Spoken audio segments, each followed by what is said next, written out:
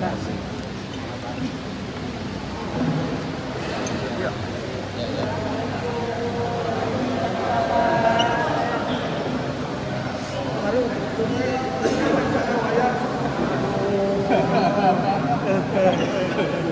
Ya udah khusus nih. Ya, teman saya banyak banget di sini.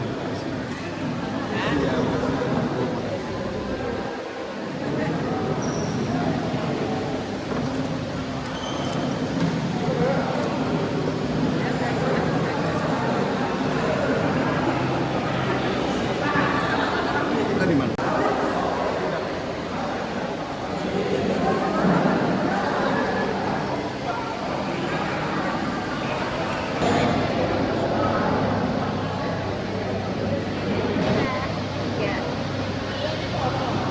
Kok Bang Dulnya nggak ada? Bisa Bu. Ini foto.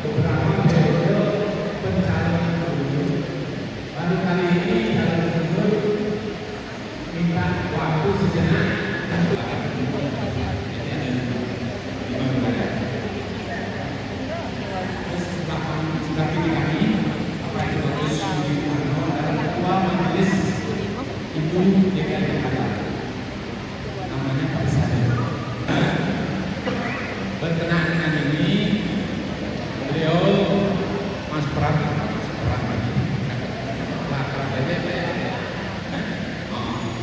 disuruh bagian hisab, ya, saking akrabnya kami kita didatangkan beliau dalam rangka mensosialisasikan apa beliau mempunyai program bila menjabat nanti sebagai gubernur Jakarta Raya. Made Sudarta yang saya hormati, Bapak Ida Bagus Yudi, dan di sini ada teman saya seangkatan, ada dua, Made sama Oke. Ini teman main basket saya nih, tapi dia jagoan dulu main basketnya. Tapi kalau sekarang suruh main basket pasti saya lebih jagoan. Bapak Ibu saudara-saudara sekalian, pertama saya terima kasih. Memang betul saya yang meminta waktu untuk bisa bertemu dengan umat Hindu yang ada di Jakarta. Natul, Bu Mary, ini dua orang ini yang sahabat saya. Kenapa saya minta waktu? Saya selalu mempunyai hubungan yang sangat baik dengan masyarakat Bali. Dan selama ini saya merasa kalau belum bertemu dengan warga Hindu yang ada di Jakarta ada kekurangan. Makanya saya minta untuk bisa bertemu. Bapak Ibu saudara-saudara sekalian, saya hanya menyampaikan 3 hal karena nomor saya nomor 3. Yang pertama, kalau saya jadi gubernur pasti saya akan jadi gubernur buat semua agama, semua golongan, semua tingkatan. Tidak akan pernah saya beda-bedakan satu sama lain. Karena kebetulan saya juga dilahirkan dalam keluarga yang multi religion. Jadi perbedaan itu adalah hal yang biasa dalam keluarga kami. Bahkan ketika saya bersosialisasi, tentunya saya udah keliling lebih dari 250 titik di Jakarta ini. Salah satunya saya ketemu tokoh tapi saya tidak sebutkan namanya ya. Habaib yang sangat terkenal sekali, yang keras, pertemuannya tertutup. Ketika saya datang, dia menanyakan dua hal. Satu, apakah Monas masih boleh dipakai lagi nggak untuk demo? Saya bilang nggak boleh. Tetapi untuk acara keagamaan boleh. Dan untuk acara keagamaan bukan hanya umat Islam, tapi seluruh agama. Tapi kalau untuk demo saya bilang nggak boleh. Yang kedua, dia nanya gini, apakah Mas maju ini karena memang benar-benar mau maju atau karena ada orang yang menitipkan untuk maju? Saya bilang, saya awalnya maju, memang saya tidak pernah bercita-cita untuk jadi gubernur, itu nggak pernah dalam hidup saya. Saya udah jadi pejabat 25 tahun. Umur 34 tahun saya udah menjadi sekretaris wakil Presiden Megawati waktu itu. Umur 35 saya menjadi sekretaris Presiden Megawati. Di sana mendampingi beliau. Tapi waktu itu masih boleh merangkap sebagai anggota DPR RI. 2 periode menjadi menteri sekretaris kabinet di zaman Pak Jokowi. Sehingga menurut saya tidak cukup. Tapi ternyata saya mendapatkan amanah ini untuk maju. Awal-awalnya saya sendiri maju mundur. Tapi begitu saya sudah keliling lebih dari 25 titik, saya jatuh cinta dan saya fight untuk menang. Pasti Bapak Ibu tidak membayangkan bahwa saya setiap hari keliling antara 9 sampai dengan 12 titik. Setiap hari berangkat dari rumah paling pagi jam 5.30, setelah sholat subuh kembali jam 11 malam kayak kemarin hari Sabtu pagi. Kemarin 11 titik. Dan banyak orang yang kemudian menanyakan kepada saya, apakah nggak capek? Awalnya saya capek, sekarang enggak sama sekali. Saya sendiri juga heran. Enggak capek dan saya merasa menikmati bahwa ya. Karena saya bertemu dengan banyak orang, banyak persoalan di lapangan. Jadi kesimpulan saya, kalau nanti saya jadi gubernur, saya tidak akan menjanjikan hal yang tidak bisa saya penuhi. Saya akan menjanjikan hal yang bisa saya penuhi dan saya yakin bisa memenuhi. Termasuk tadi waktu bicara dengan Pak Made Sudarta, ya saya ini kan orangnya apa adanya. Made, tempat ini ada bantuan nggak? Nggak ada. Dari nggak ada ini saya udah langsung menangkap. Suatu hari kalau saya jadi gubernur, pasti saya akan datang lagi ke sana. Pasti saya. Karena saya udah bilang sama staf saya, ajudan saya, semua tempat yang saya datang saya akan datang kembali. Saya nggak mau punya janji yang tidak dipenuhi. Karena kalau tidak punya janji tidak bisa dipenuhi, nagihnya tidak di sini, nagihnya di atas. Lebih berat lagi. Lebih berat lagi. Jadi satu, akhirnya saya sekarang benar-benar keliling dari tempat ke tempat, dari titik ke titik. Saya dibantu Bu Mary Rukinatun ini kalau kemana-mana. Bahkan ide tentang Balai Rakyat ketika saya berkunjung ke tempatnya Bu Rukinatun yang pada waktu itu di Kelapa Gading, di belakangnya. Sehingga dengan demikian saudara-saudara sekalian, saya fight dulu. Dulu survei awalnya 0,1% Pak Wayan. Kalau sekarang nggak usah ditanya lagi. Saya keliling betul. Modal saya apa? Dan saya memang mau apa adanya. Gak mau yang dibuat-buat. Saya gak mau. Sama sekali saya gak mau dibuat-buat. Sehingga dengan demikian, yang pertama saya menyampaikan apa yang menjadi latar belakang saya maju, betul-betul karena melihat persoalan real di masyarakat. Bahkan ketika saya ke Tanah Tinggi ketemu dengan Ibu Suni, satu rumah itu 12 orang, rumahnya 3x4, tempat tidurnya hanya 2. Bagaimana tidurnya? 3 shift. Nggak terbayangkan dalam hidup saya bahwa di Jakarta ada tidur 3 shift, pagi, sore, malam, dan tidak punya MCK. Jadi persoalan di Jakarta bukan yang nampak di permukaan yang kelihatan baik-baik saja. Realnya memang ada sesuatu yang harus dilakukan perbaikan. Yang kedua, setelah saya melihat persoalan di lapangan, maka yang utama dalam waktu pendek kalau saya jadi gubernur, saya akan selesaikan itu dulu. Apa itu? Kartu Jakarta Pintar. Saya yakin di sini pasti ada yang dulu dapat kemudian hilang. Ada nggak ibu-ibu yang dapat KJP anaknya tiba-tiba hilang? Atau nggak ada yang dapat? Atau dianggap kenapa? Oh, nggak ada yang dapat.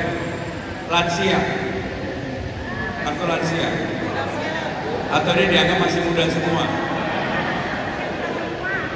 Jadi intinya bapak-bapak sekalian, ibu-ibu sekalian, di Jakarta ini warga yang tidak beruntung itu banyak sekali dan mayoritas. Yang kasihan adalah orang yang KJP itu, kartu Jakarta Pintar bagi keluarga tidak mampu, itu adalah hidup matinya. Dapatnya 300.000. Yang dulu dapat tiba-tiba nggak dapat. Dan nggak dapatnya karena apa? Karena yang bagi tidak mau bagi kepada keluarga. Padahal ini keluarga yang membutuhkan. Nah, yang begitulah yang akan saya selesaikan. Tidak lagi penyelesaiannya di Rawabunga, tetapi penyelesaiannya di masing-masing kecamatan.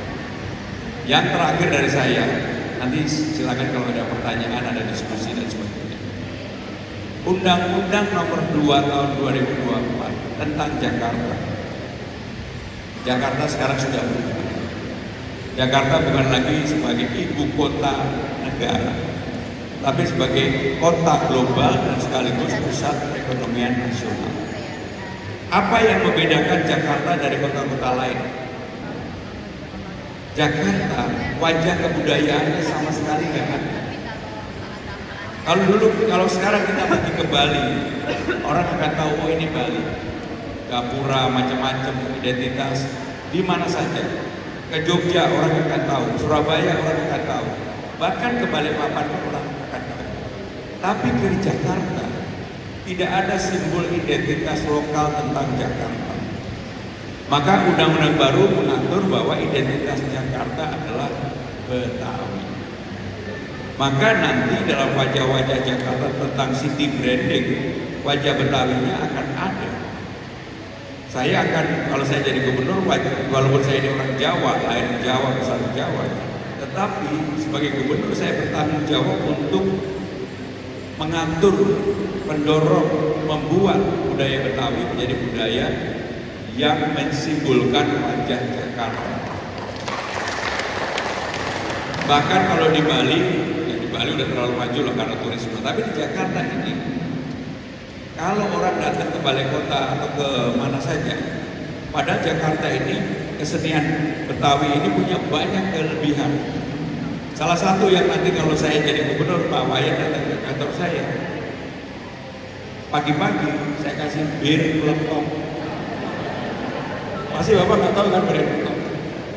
Bir pelentong itu bukan alkohol kayak serai yang untuk menyembuhkan apa kalau lagi batuk dan sebagainya. Termasuk ondel-ondel kan kadang-kadang sedih.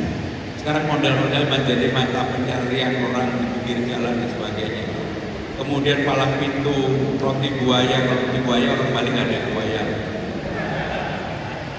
Jadi intinya Bapak Ibu saudara-saudara sekalian, yang pertama saya mohon restu, mohon doa.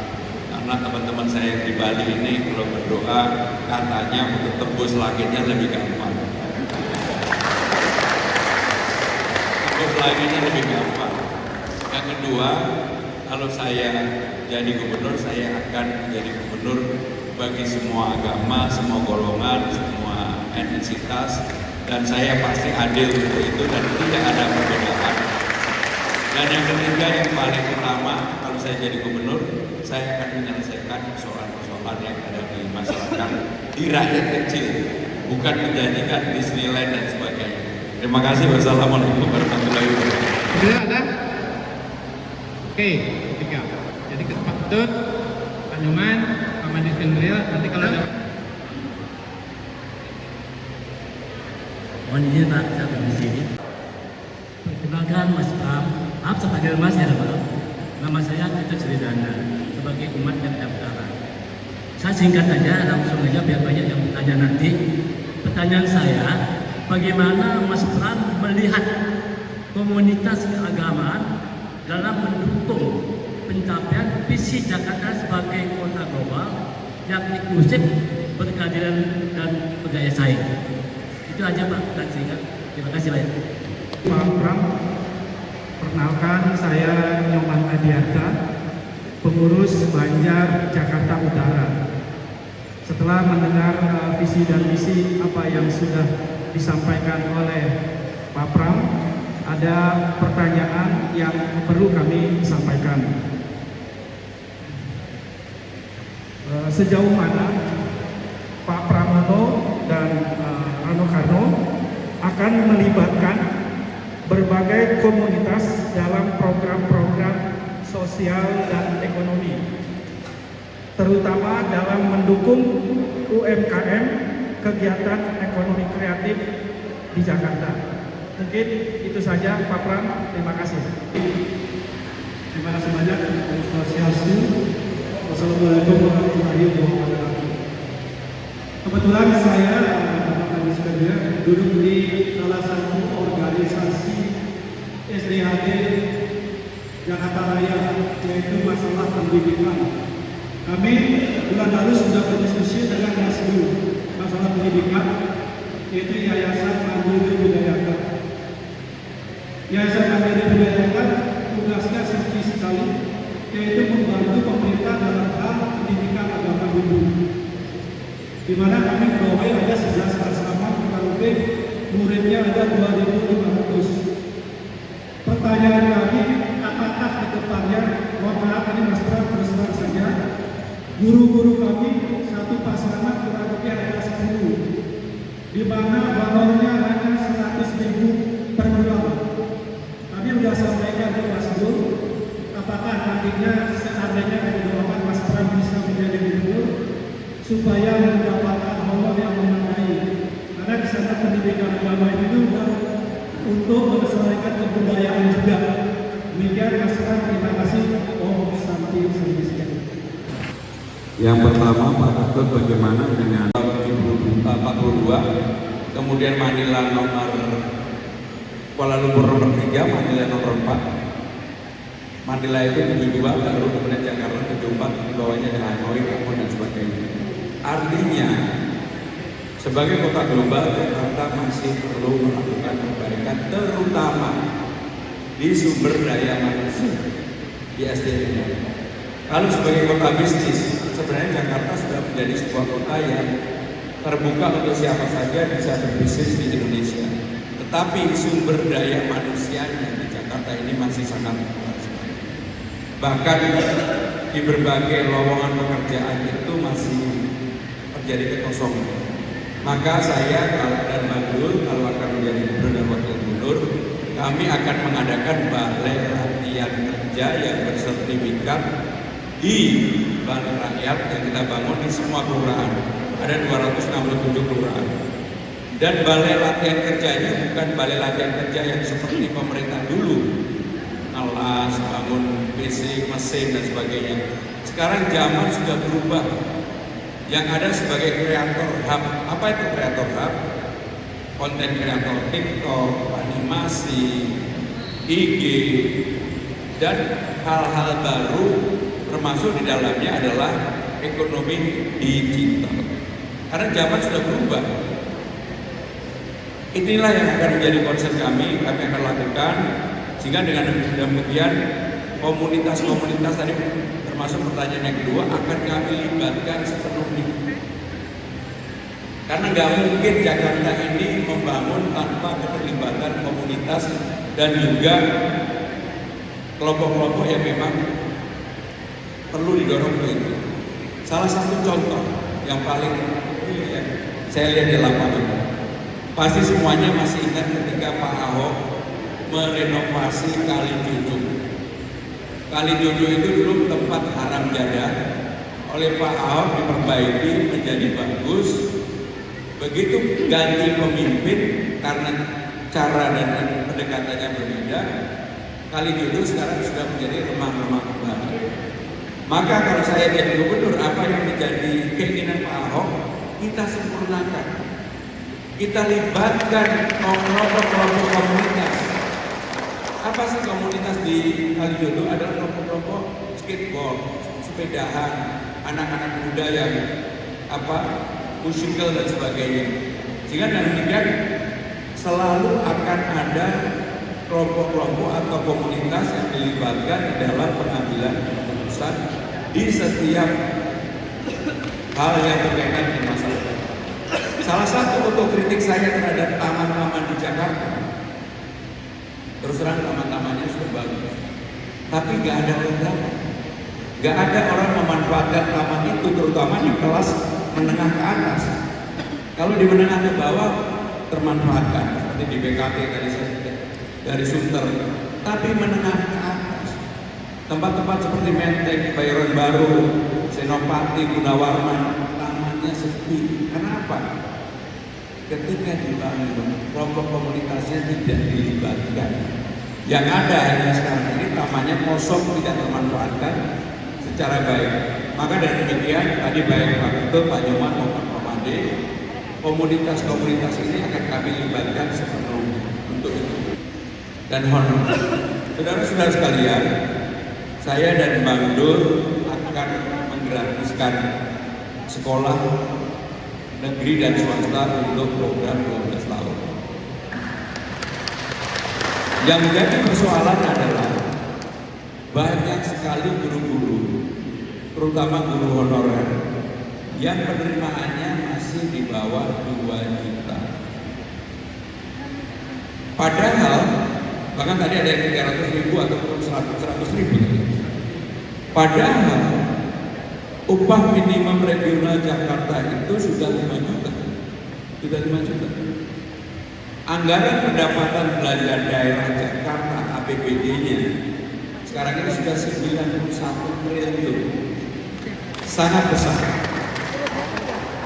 Bahkan kalau di pemerintah pusat yang dipimpin Presiden Prabowo punya program makan siang bergizi gratis, kalau saya jadi gubernur akan ada sarapan pagi gratis buat siswa-siswa.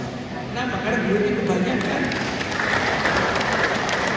Bahkan antaranya sudah ada tapi tidak dieksekusi.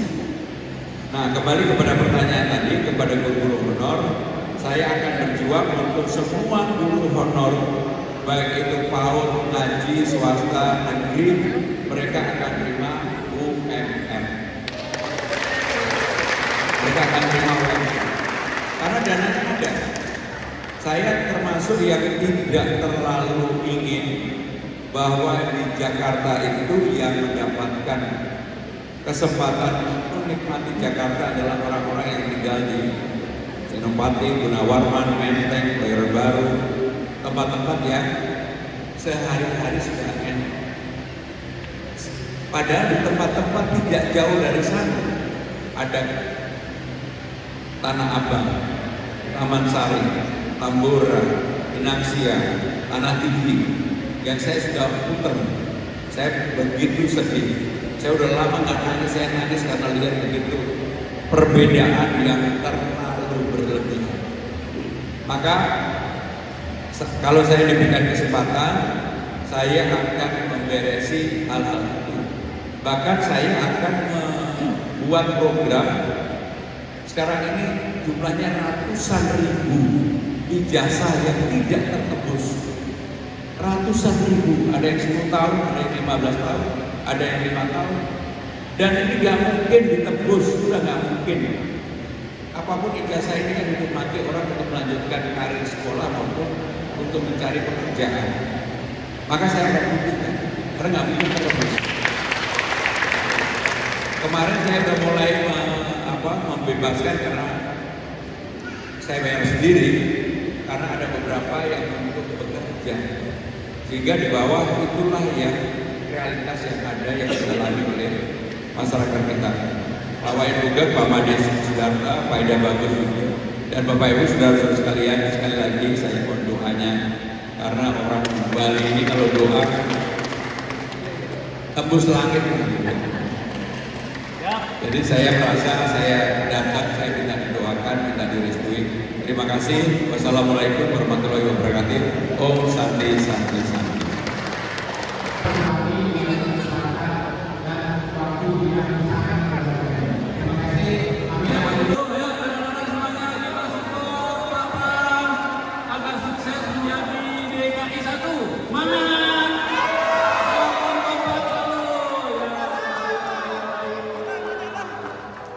Terima kasih kepada Pak Pram waktunya yang sangat terbatas, Mbak Tina dan Pak Pram serta tim. Kami ucapkan terima kasih atas kedatangannya kepada teman kami, teman kami. Jadi saya sengaja minta waktu, saya meminta waktu ke masyarakat Hindu yang ada di Jakarta dan kebanyakan adalah hampir sebagian besar berasal dari Bali. Dan saya memang mempunyai komunikasi yang sangat baik dengan mereka. Bahkan tadi saya ketemu teman-teman saya kuliah di ITB seangkatan satu kelas, teman main basket dan sebagainya yang sudah cukup lama nggak bertemu. Ya tentunya saya mohon doa restu, saya mohon didoakan. Dan saya tahu masyarakat Hindu ini doanya hubungannya dengan alam kan relatif sangat dekat sekali. Jadi saya mohon didoakan. Lebih banyak itu. Ya, makasih ya. Terima kasih. Makasih Mas. Bu, makasih ya.